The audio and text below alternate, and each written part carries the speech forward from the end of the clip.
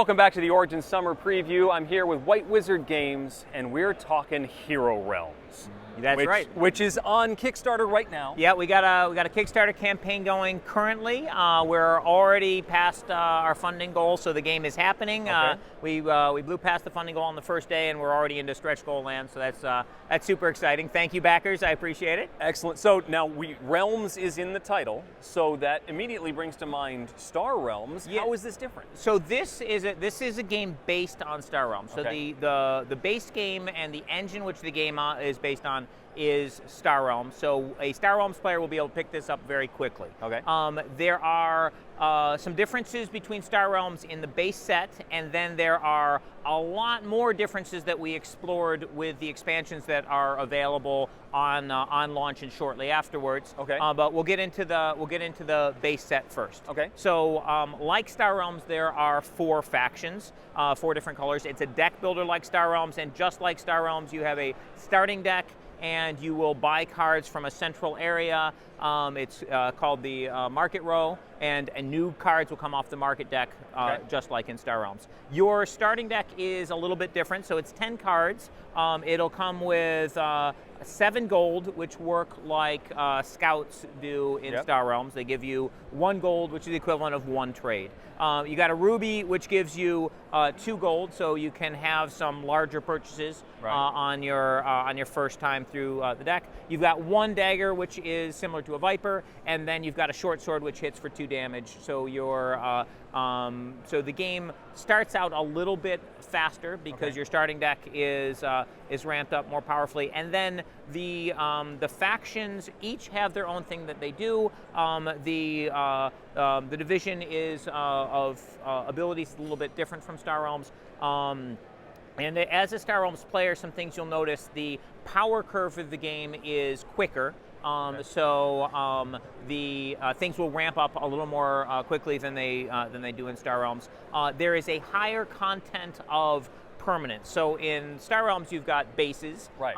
And there's 2 kinds. There's the regular base and there's the outpost. Right. In Hero Realms, we have champions, which function like bases in Star Realms. When you play them, at the end of the turn you play them, they don't go to your discard stay pile. out. They stay out, and they stay out until your opponent stuns them by doing damage to them equal to their defense. There's regular champions, which have a silver shield, and your opponent can choose whether or not to attack them. And then there's guards, which have a black shield. Your opponent cannot attack you or your regular champions until they deal with the guards. Right. So Okay. similar mechanic there. The quantity of these in the deck is higher than in Star Realms.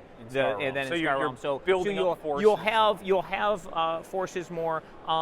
The yellow faction, the Empire, loves to have a lot of guys out, and they have mechanics which are based on that. So, for example, the Man-at-Arms gets more powerful for each other guard you have out. So if you've got a lot of guards, his combat gets higher and higher. You also notice this little sideways arrow here. Yep. When you use a champion in Hero Realms, you turn it sideways so you can remember, okay, I've used this guy this turn. At the end of the turn, when you're discarding your hand and drawing a new hand of 5 cards, you turn all your champions back face up again.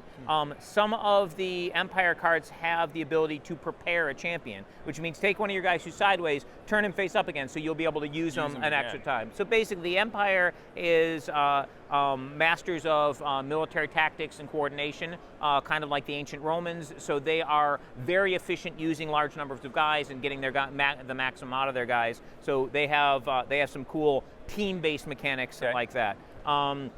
They also are good at gaining authority. That little potion bottle there, that's your health. And the Empire is good at increasing its health. Gotcha. The Guild, this is the organized crime syndicate that is in the city that the game is based on, and they are good at acquiring things quickly. They can get lots of gold. They can get cards directly into their hand. They can get cards on top of the deck. They're also good at making their problems disappear, so they can often stun champions without using combat, like the ally ability on this death threat.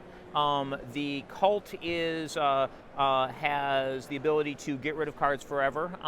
So the Necros guys can thin cards from your deck, and the Wild is good at making your opponent discard, cycling through your own cards, and they have the ability to hit very hard. They have some very high combat cards. And ultimately, the goal of the game is to knock down, would you say, authority? Yeah, That's the health. It's health. Health. It's the equivalent of authority in Star Realms. Right, It's health. yes. So in the base game, we have a Star Realms player will be able to pick it up very quickly, yet it'll feel fresh because you got the different factions, different art, different game mechanics on the card, and the different pacing of the game. And then we've got all kinds of awesome things coming in expansions. We've got character packs, which allow you to play as a different character in the game of Hero Realms. You get a different starting deck. You get special ability cards that start in play, Right a off the once per bat. turn ability and a once per game ability. For example, the Thief has a pickpocket ability that's once per turn, which takes a card away from their opponent and gains her health, and a once per turn heist ability where she can permanently steal a card from her opponent's discard pile once during the game. And then they all have customized starting decks, and then we also have campaign decks, which will allow people to play solitaire or cooperatively against the game.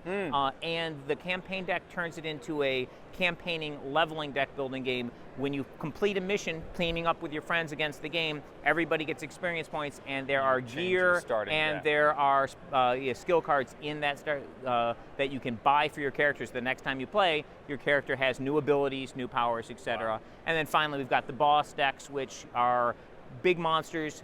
One person can play them, and you can play them against a team of your friends. And we're also going to set those up so that they can be worked into your campaign as well, if you want to play the bosses with your campaigning cooperative party. And all of those expansions are available on the Kickstarter. All those That's part of available, it right yeah. now. All those expansions are available on the Kickstarter, and of course will be available in stores later this year and into next year. All right, Hero Realms. Thank you very much. Thank you. Thank you for watching.